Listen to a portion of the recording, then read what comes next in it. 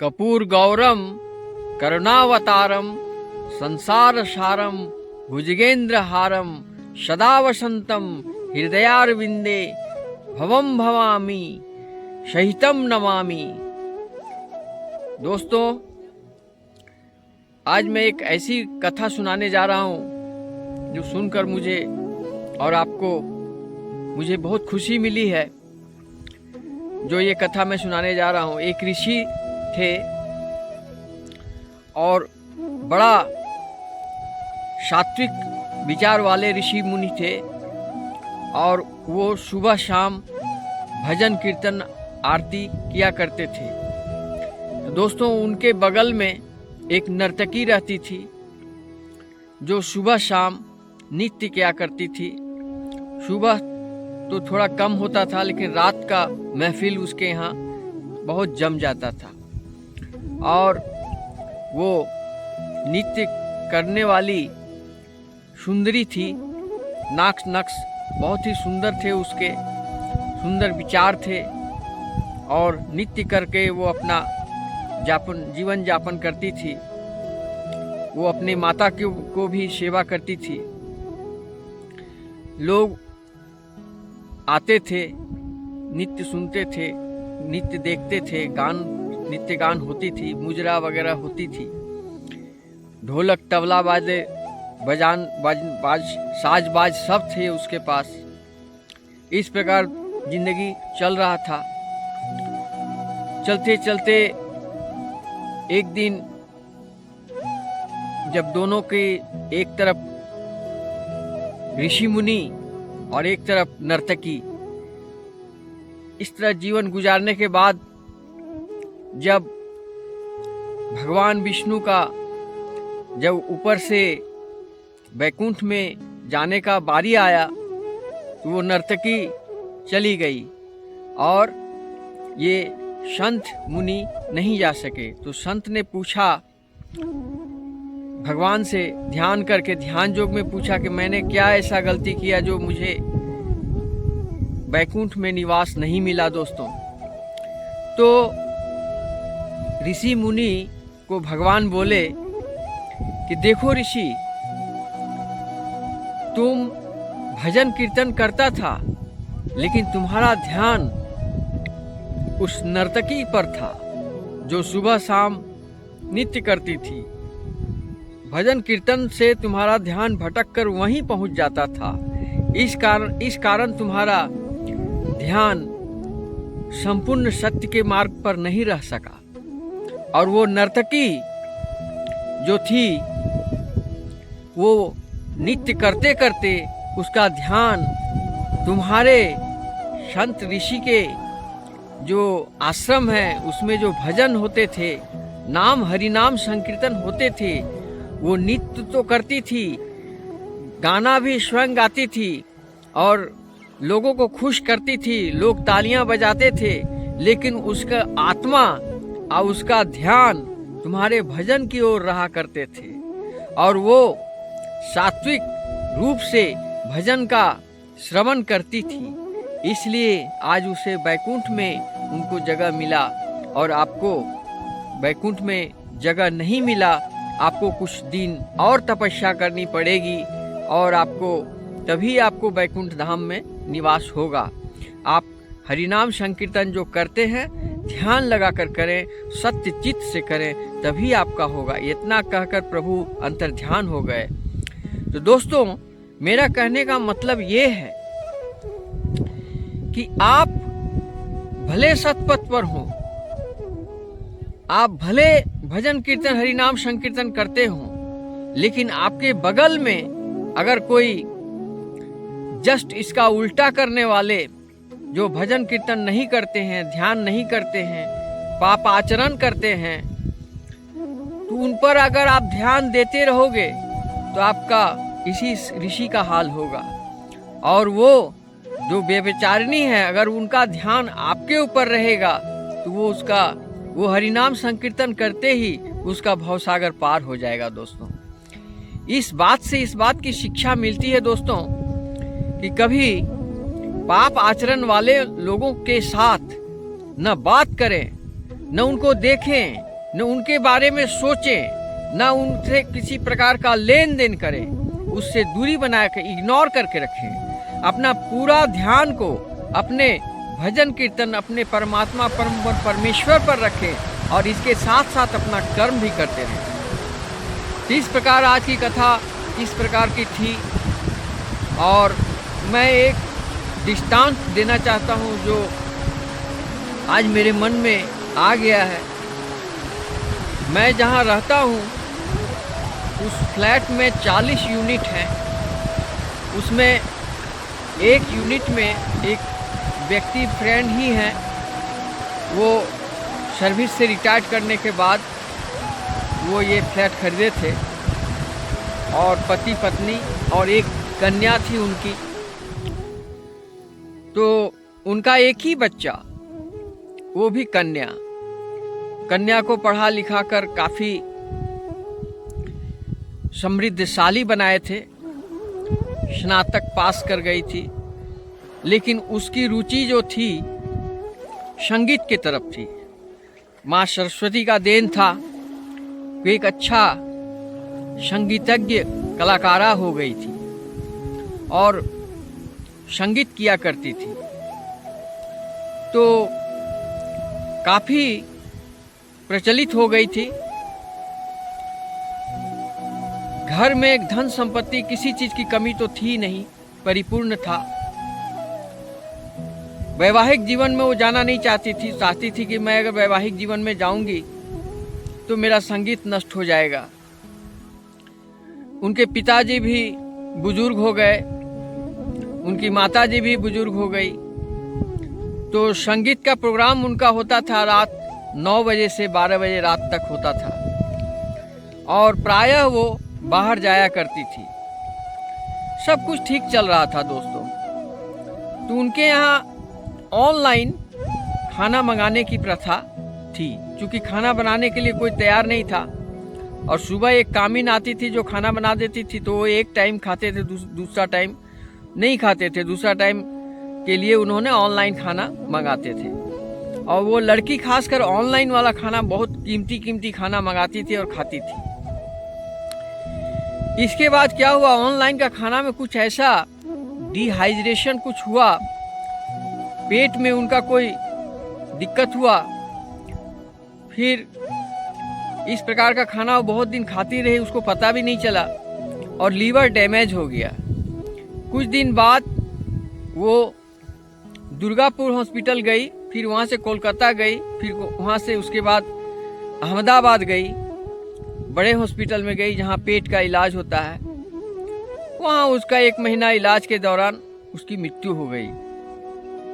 यानी मेरा दोस्त का घर बिल्कुल उजड़ गया और इसी सदमे में वो भी गुजर गए। और जो उनकी पत्नी थी और उस कन्या की जो माताजी थी वो अपने मैके चली गई और सारा संपत्ति अपने मैके के भाई भतीजा लोग को दे दी, फ्लैट बेचकर भी चले गए।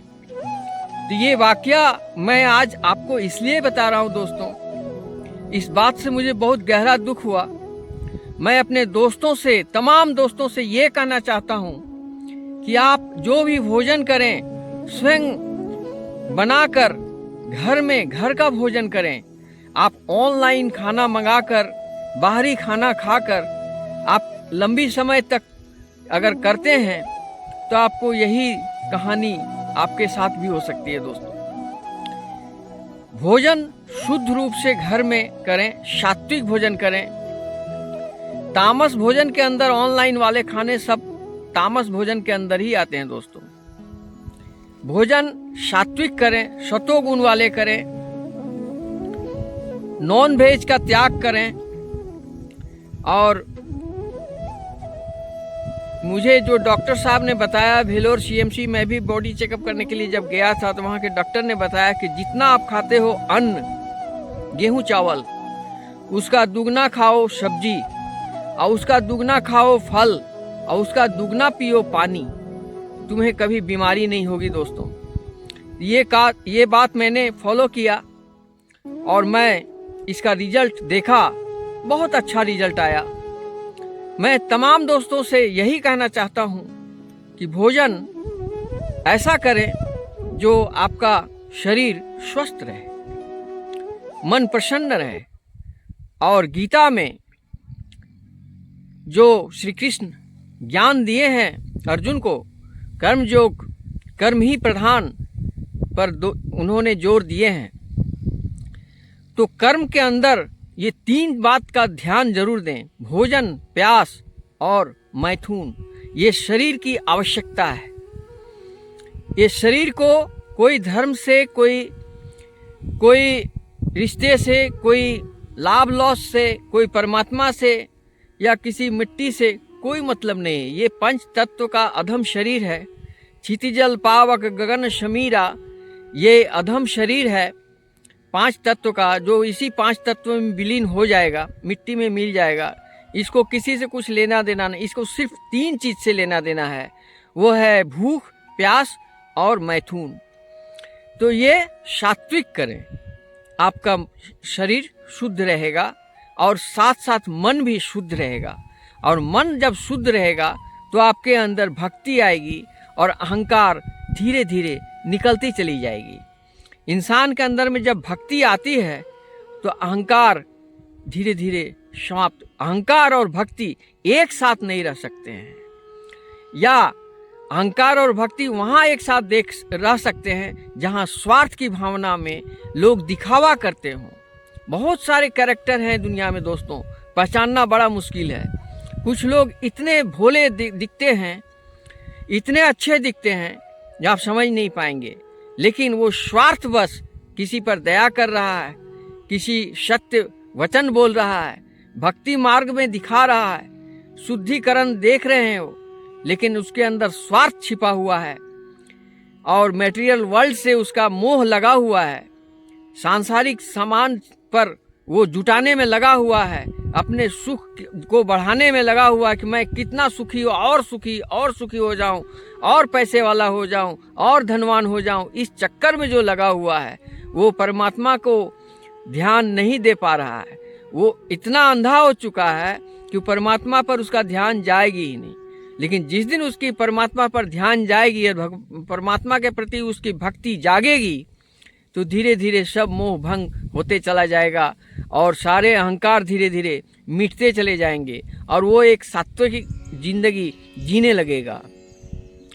और जो आप देखते हैं कि हर समय अगरबत्ती जलाकर पूजा पाठ करते हैं, नहीं दोस्तों, ऐसी बात नहीं है कि पूजा पाठ करते रहो, अगरबत्ती जलाते रहो तभी भगवान मानेंगे। नहीं, अपने कर्म को करो, सात्विक कर्म को करो, राजस मत करो, और सात्विक कर्म करो, सात्विक भजन करो, सात्विक भोजन करो, सात्विक वचन बोलो, सात्विक मंत्रों का उच्चारण करो। नहीं कुछ सकते तो सात्विक रूप से भगवान हरि नाम संकीर्तन का ही भजन करो, भगवान गीता का अध्ययन करो।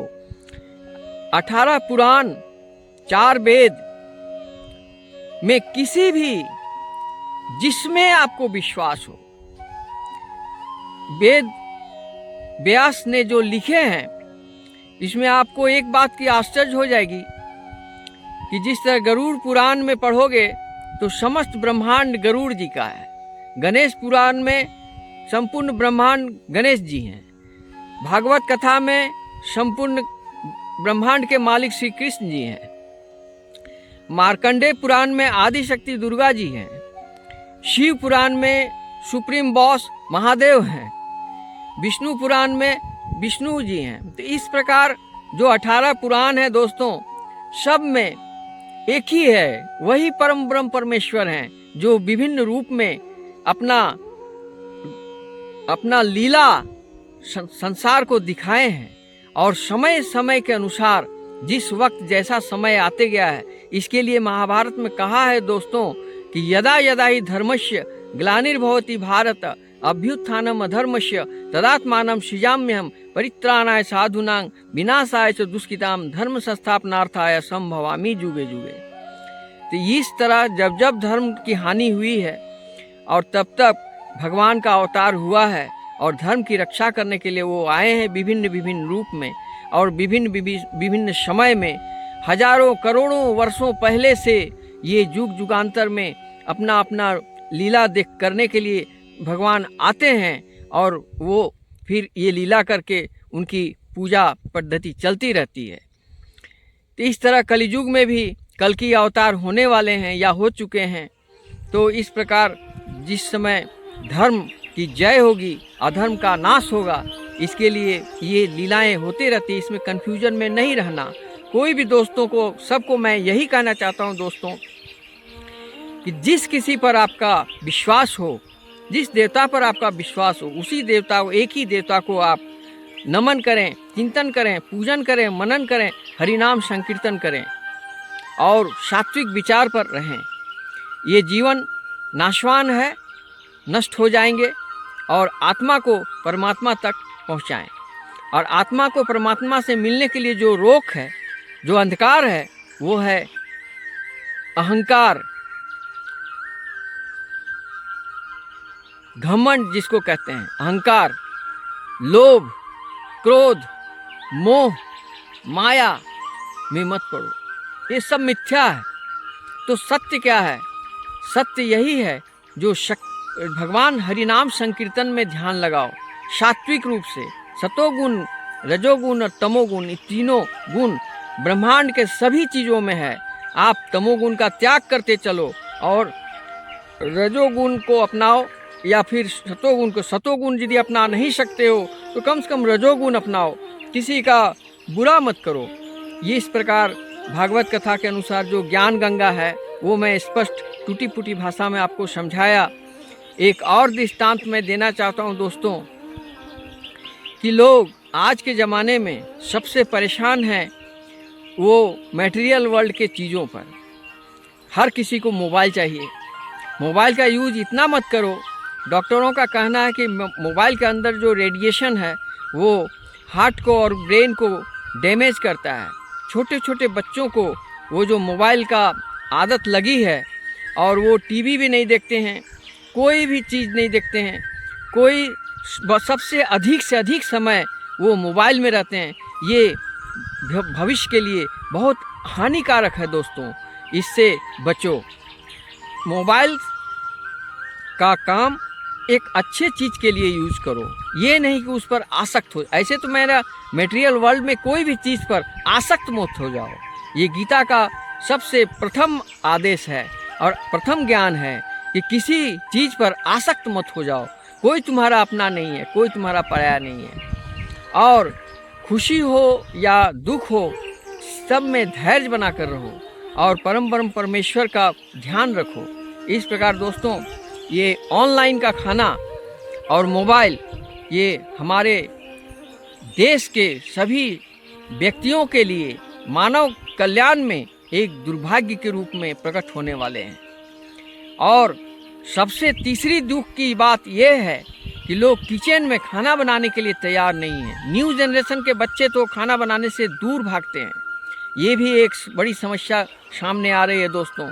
इसलिए प्रत्येक माताओं से मेरा कहना है कि बच्चे जब जन्म लें तो उनको नॉनवेज मत खिलाएं, उनको सात्विक बनाएं। आप और हम सनातन धर्म के लोग हैं, हम लोग सात्विक भोजन करने वाले हैं। ये कहाँ से हम लोग इसके अंदर में हम लोग आ गए? क्योंकि हमारे माता पिता ने हमें बचपन से ही मटन, चिकन, अंडे खिलाने लगे थे और इसका मुंह में हम लोग को लग गया था, जो बाद में चलकर हमने जब परम ज्ञान हमको मिला तो हमने इसका त्याग किया। और मैं अपने तमाम बच्चों से यही सलाह देता हूँ कि ये त्याग करो। बगैर त्याग किए तामसी भोजन करोगे दोस्तों तो सात्विक ज्ञान नहीं होगा। शरीर बहुत जल्द नष्ट हो जाएगी, बीमार ग्रस्त हो जाओगे, अकाल मृत्यु का सामना करना पड़ेगा और कभी सुखी नहीं रहोगे। इसलिए दोस्तों, सात्विक तरफ जाओ। आज हमारा भारत सात्विक के राह पर चलने लगे हैं। दिन के दिन देख रहा हूँ कि भागवत कथाएं, शिव पुराण, रामायण सब काफ़ी दूरदर्शन द्वारा भी दिखाए जा रहे हैं और जगह जगह पर सात्विक भावना आ रहे हैं, लोगों में जागृति हो रही है। बहुत सारे दोस्त ऐसे हैं जो सात्विक रास्ते पर आ गए हैं। वेस्ट बंगाल में एक अनुकूल ठाकुर जी गुरुजी थे, जो उन्होंने काफ़ी बैकवर्ड क्लास के लोगों को इस सात्विक रास्ते पर लाए हैं। और एक अच्छी ज़िंदगी जीने का रास्ते को सिखाए हैं। उसमें तमाम लोग इसका ये मंत्र जाप करते हैं।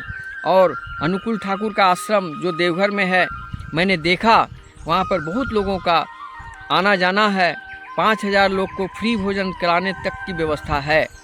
तो इस प्रकार हमारे देश में एक से एक लोग आए, जैसे रामदेव बाबा हैं जो योगा लाए, स्वामी विवेकानंद ज्ञान का भंडार हैं, वो कभी मरे नहीं, आज भी जीवित हैं। और नेताजी सुभाष चंद्र बोस को भी देखें, वो भी एक बलिष्ठ व्यक्ति थे, जिनका भी मौत का कोई गारंटी नहीं है, वो जिंदा है या नहीं है। तो मेरे देश में रविन्द्रनाथ टैगोर जो विश्व कवि के रूप में जाने जाते हैं, राम प्रसाद जो काली जी का भक्त हैं, जो बामाखेपा जो महाकाली का दर्शन पाए थे, रामकृष्ण परमहंस देव, शारदा देवी, मेरे गुरु, अपना गुरु राम नारायण राम सोदपुर वाले बालक ब्रह्मचारी जी, वो भी बहुत सारे लोगों को दीक्षा देकर गए हैं।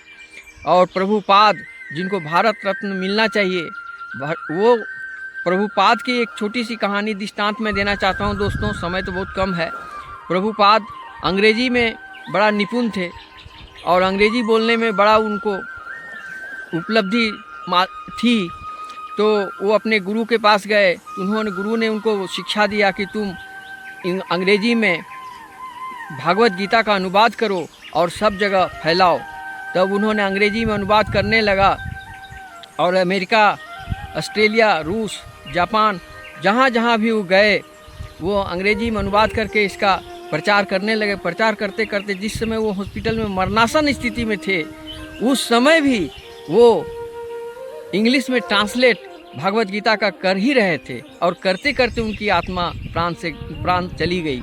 और वो एक ऐसा अद्भुत छाप छोड़ के गए कि कोई भी, जिनके पास पैसा नहीं था, तो अगरबत्ती का, सबसे पहले वो अगरबत्ती का फैक्ट्री खोले थे, फिर धीरे धीरे किताब लिखने का फैक्ट्री खोले, गीता बांटने लगे, करते करते इस्कॉन मंदिर में भोग बनाने लगे।